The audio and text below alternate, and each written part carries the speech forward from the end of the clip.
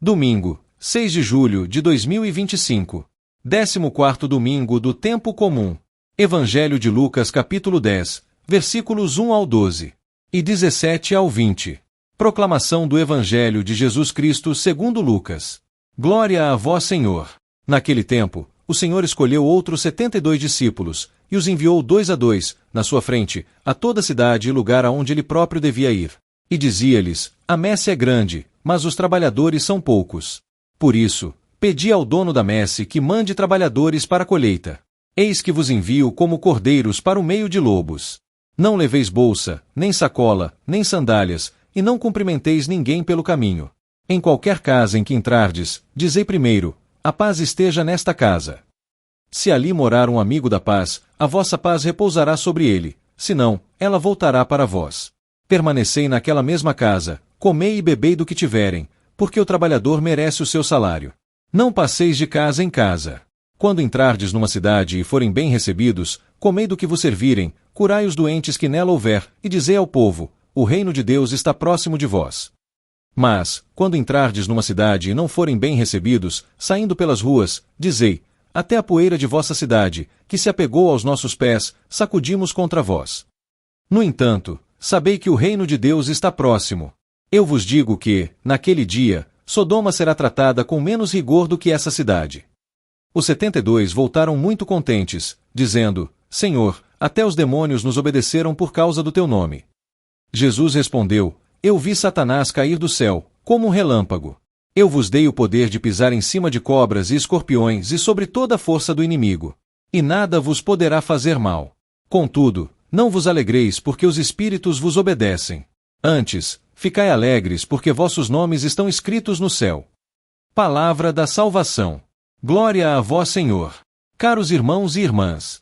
Hoje, no 14º domingo do Tempo Comum, o Evangelho de São Lucas nos traz uma passagem que ilumina o envio dos discípulos de Jesus, um envio que é, ao mesmo tempo, um chamado e uma missão. Jesus, ao enviar os 72 discípulos, revela a urgência e a importância do anúncio do reino de Deus.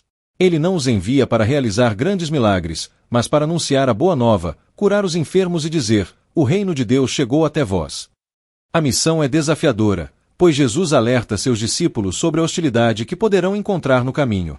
Eles não têm poder de força ou riquezas materiais para conquistar corações. Pelo contrário, vão como ovelhas no meio de lobos, com a missão de fazer o bem e testemunhar a salvação.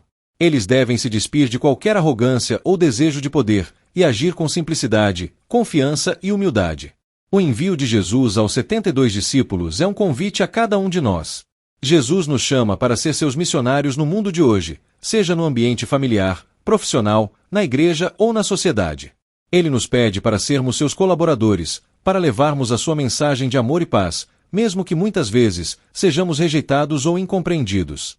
É interessante notar que Jesus pede aos discípulos para não se preocuparem com as coisas materiais, mas a focarem unicamente no serviço que devem prestar ao reino. O Evangelho de hoje nos lembra da necessidade de confiar plenamente na providência de Deus.